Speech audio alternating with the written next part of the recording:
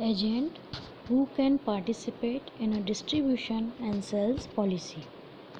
कल वाले वीडियो से आगे का भाग हम आज पढ़ रहे हैं। Representatives, these agents can speak for your business and bring your products closer to customers, companies and or other intermediaries. As reps are the public face of the company, they should be well trained in sales goals and brand philosophy as well as familiar with the product, thus enabling them to identify opportunities for new channels of distribution or sales. They can also handle logistics and special contracts. अब ये representatives कौन हैं? ये वो लोग हैं जो कि जो मैन्युफैक्चर प्रोडक्ट है उसको कस्टमर तक पहुंचाने में हेल्प करते हैं, जैसे कि एजेंट। अब ये एजेंट कौन है? ये एजेंट वो हैं जो कि बिज़नेस से बहुत ज़्यादा जुड़े हुए हैं और वो क्या करते हैं, इस प्रोडक्ट को बहुत ज़्यादा क्लोज़ करते हैं कस्टमर के। और इसके अलावा ये क्या करते हैं कि पब्लिक को फेस करते हैं, उनको इसके बारे में जागरूकता लाते हैं या कहना चाहिए उस चीज़ को ख़रीदने के लिए उत्सुक करते हैं, और जो सेल्स गोल हैं उनको उन तक पहुंचने में मदद करते हैं। जो ब्रांड है उसकी फ़िलोसॉफ़ी को साथ समझने के साथ साथ क्या करते हैं, कस्टमर तक उस चीज़ को पहुंचाने में मदद करते हैं और डिस्ट्रीब्यूशन के चैनल्स को भी बढ़ावा देते हैं। ये वो रिप्रेजेंटेटिव्स हैं। अब होलसेलर्स एंड डिस्ट्रीब्यूटर्स कौन हैं? These are the intermediators who purchase your products in large quantities to distribute them among other sellers or channels. Study carefully what their work networks are like and whether they will position your products in the places that interest you most.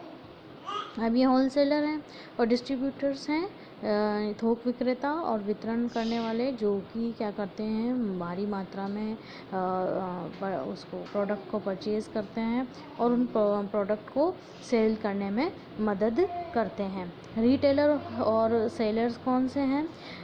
Retailers purchase करते हैं product को from wholesaler और distributors in order to sell them in their physical stores or through digital channels, an online store और market place dealing with a variety of brands. हम ये जानते हैं कि एक प्रोडक्ट जो कि फैक्ट्री में उसका मैन्युफैक्चरिंग हुआ है, उसके बाद वो होलसेलर तक पहुंचा, यानी थोक विक्रेता तक पहुंचा, जो कि थोक में विक्रेताओं जो हैं, रिटेलर जो हैं, उनको चीज़ों को प्रोडक्ट को बेचते हैं और रिटेलर डायरेक्ट उसको कस्टमर तक पहुंचाते हैं। उसके अलावा partners, these act as sales reps, although they will not sell your product directly. It is increasingly beneficial to include marketing agent in a distribution strategy, as your partner network can act as an ambassador for your product or brand to other companies और customers। ये कौन है? ये लोग जो हैं वो directly product को बेचने में मदद नहीं कर रहे हैं, लेकिन एक हेल्प कर रहे हैं उस प्रोडक्ट को कस्टमर तक पहुंचाने में, मीडिएटर के रूप में ये एक तरह से काम कर रहे हैं। The ideal plan starts by studying what profit margin each of these possibilities offers. Then, as much as you can afford, try different options to find out what works best with your product. Bear in mind that selling products to individuals is not the same as selling products to other business. The distribution of products for retail, with the public being the end consumer, may have a more direct distribution policy, whereas the distribution of products for business normally requires the participation of reps and wholesalers specializing in business services. इसके अलावा example हैं कुछ distribution policies के, जिसमें simple distribution क्या है? ए brand of locally produced gluten-free biscuits in Barcelona wants to position or find a niche for its products. They have a limited warehouse and a handcrafted production process that does not allow them to reach large volumes of shipments.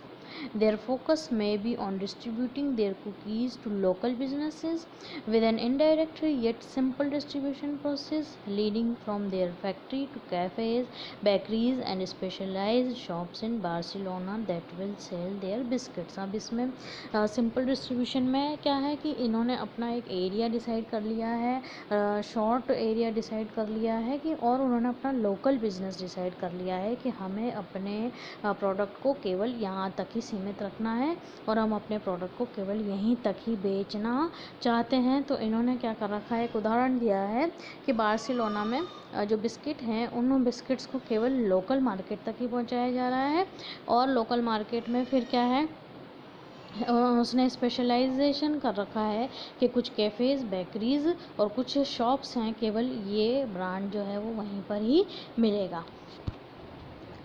They may also be interested in employing an agent to make their brand known through a newly established local business and thereby gradually increase profits. This will enable the company to obtain more equipment, achieve a higher production rate, and expand distribution to other cities and across more channels, such as their own website, supermarkets, and marketplaces.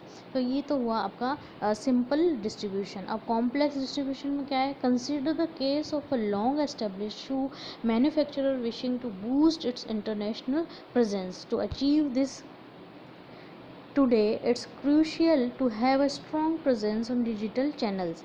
This means involving more intermediaries. The manufacturer will need to have warehouses spread over a range of geographical locations to guarantee a streamlined distribution worldwide.